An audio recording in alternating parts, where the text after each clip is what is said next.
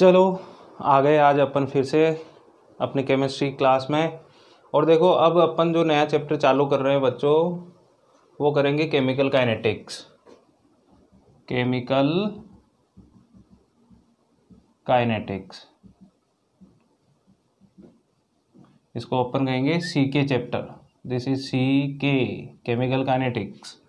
ठीक है, बहुत शानदार चैप्टर है और बहुत ही ज़्यादा इंटरेस्टिंग चैप्टर है। और दूसरी बात इसकी ये है कि बहुत इजी है। स्टेप वाइज आप फॉलो करें मुझे तो आप सारी चीज़ें इसकी क्लियर कर पाएंगे।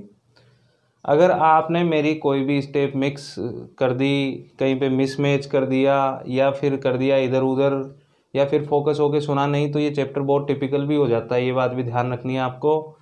ठीक है, बोर्ड के एग्जाम से भी देखें, नीट में भी इसके क्वेश्चन आते हैं और आईआईटी में भी इसके क्वेश्चन आते हैं। और मैं चैप्टर को जब डिस्कस करूंगा पूरा लाइनअप में लेके, तो आपको हर एक चीज़ क्लियर करता चलूंगा। वहीं पे आपको बताता चलूंगा कि कौन सा जो टॉपिक है वो खास है, अपने लिए इम्पोर्टेंट है, और कौन सा टॉपिक जो है वो इन्फॉर्मेशन बेस्ड है, मतलब ध्यान रखना है। देखो थ्योरेटिकल भी है और इसमें न्यूमेरिकल आता है, 100% न्यूमेरिकल आता है यहाँ से। ठीक है, इसलिए ये चैप्टर अपने लिए बहुत ज़्यादा इम्पोर्टेंट है। तो देखो यार, बातें तो बहुत होती है। काइनेटिक्स की मतलब बात करते हैं तो काइनेटिक्स का मतलब होता है मोशन। सिंपल लैंग्वेज में बात करूं तो काइनेटिक्स मीन्स मोशन। एक स्टैटिक होता है, एक काइनेटिक्स होता है। स्टैटिक मतलब रुका हुआ, मोशन मतलब कोई चीज़ जो है वो प्रोग्रेस में है, चल रही है। देखो एक एग्जांपल की बात करते हैं, कुछ इसमें जो टर्म्स यूज होगी वो मैं आपको बताऊंगा सबसे पहले। तो सबसे पहले अपन देखो, आपने देखा होगा कि स्पीड हम सब जानते हैं, स्पीड। ठीक है, स्पीड जो होती है वो क्या होती है कि डिस्टेंस में चेंज होता है पर यूनिट टाइम, की टाइम के रेस्पेक्ट में कितना डिस्टेंस वेरी कर रहा है, ये अपनी स्पीड होती है, डिस्टेंस। ठीक है, वेलोसिटी की बात करते हैं तो वहाँ पे सिर्फ डिस्प्लेसमेंट आता है, वो वेक्टर क्वांटिटी हो जाती है। स्पीड अपनी कैसी है, स्केलर क्वांटिटी है। अब देखो कि मैंने एक एग्जांपल लिया, कोई ट्रेन जो है वो स्टार्ट होती है जयपुर जंक्शन से। ठीक है, स्टार्ट होकर वो 600 किलोमीटर दूर जाती है जोधपुर, और यहाँ तक जाने में इसको लगता है 20 आवर्स का time. Clear?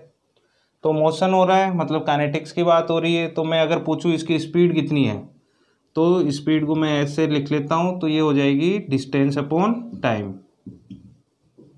Distance upon time, तो आप कहेंगे कि 600 किलोमीटर इन 20 आवर्स, कुल मिला के ये आ जाएगा अपना 30 किलोमीटर पर आवर। तो ये क्या है, this is the speed of train. ये ट्रेन की स्पीड आ गई अपनी। ठीक है, अब स्पीड आ गई तो मैं क्या बात करूंगा, this is an average speed, या इसको मैं वी से रिप्रेजेंट कर लेता हूं फिलहाल, तो वी एवरेज। एवरेज स्पीड इसकी आ गई 30 किलोमीटर पर आवर। तो इसका मतलब ये हुआ कि सर ट्रेन को कहीं पे जंक्शन पे रुकी भी होगी, कहीं ज़्यादा स्पीड से चली होगी, लेकिन एवरेज जो आना था इसका आ गया 30 किलोमीटर पर आवर। इसका मतलब ये नहीं है कि ये ट्रेन कहीं पे इसकी वेलोसिटी जीरो नहीं हुई है या स्पीड जीरो नहीं है, बिल्कुल जीरो हुई है। कहीं पे रुकी है तो स्पीड जीरो भी हुई है इसकी। तो एक तो एवरेज में अपन ओवरऑल कैलकुलेट करते हैं, ये बात मैं आपको बताने चाह रहा हूँ कि टोटल डिस्टेंस और टोटल टाइम की बात कर रहे हैं तो एवरेज की बात करते हैं।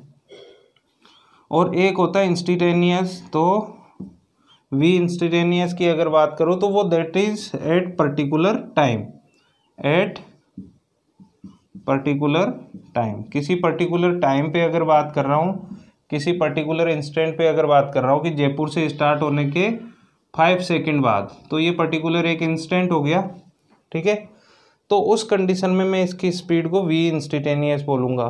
ठीक, तो ये दो चीज़ें, एक तो अपने को वी एवरेज देखना है, एक वी इंस्टेंटेनियस देखना है। और दोनों में ही मैंने आपको एवरेज भी बताया और इंस्टेंटेनियस का मतलब भी आपको बता दिया। ठीक, अब इसके बाद में अपन आते हैं केमिस्ट्री में। ये तो बात हो गई फिजिक्स की।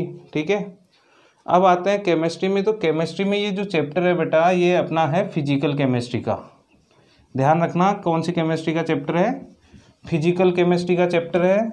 और फिजिकल केमिस्ट्री में जो अगर मैं इसकी बात करता हूँ तो ये रहेगा कि this is the part of physical chemistry.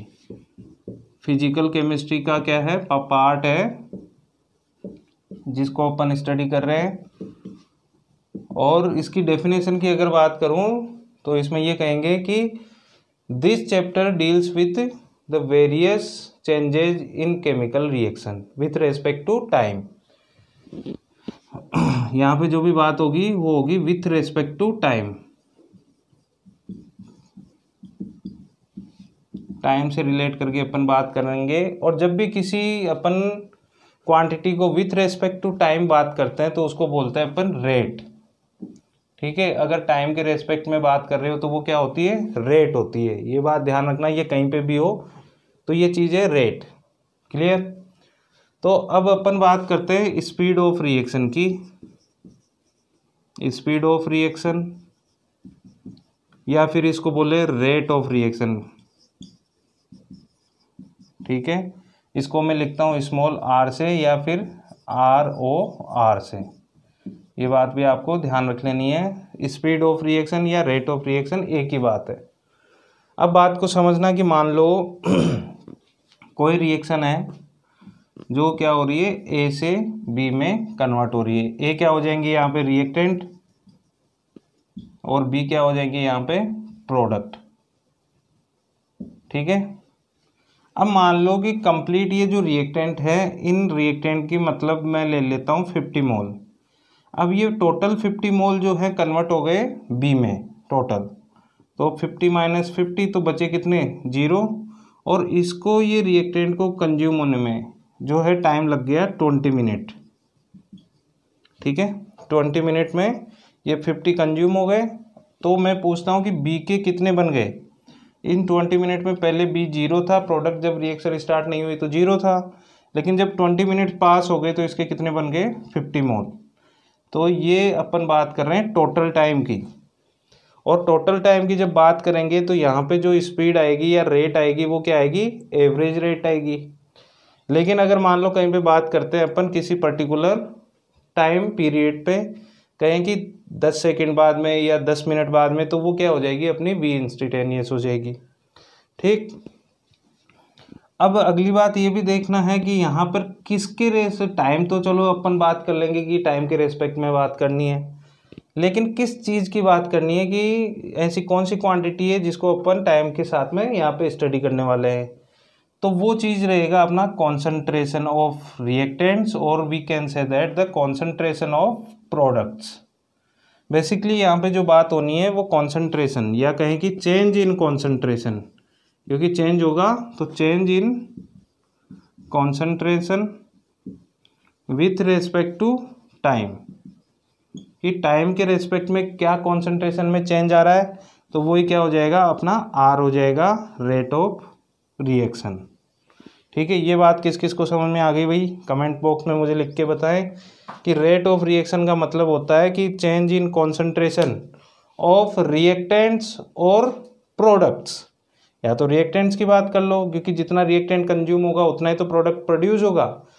तो change in concentration of reactants with respect to time, और we can say that the change in concentration of products with respect to time is known as the rate of reaction. ठीक है, तो अब जो मैं बात करूँगा वो करूँगा रेट ऑफ रिएक्शन की, और इसमें भी देखेंगे कि एक तो एवरेज रेट होती है और एक इंस्टेंटेनियस रेट होती है। ठीक है।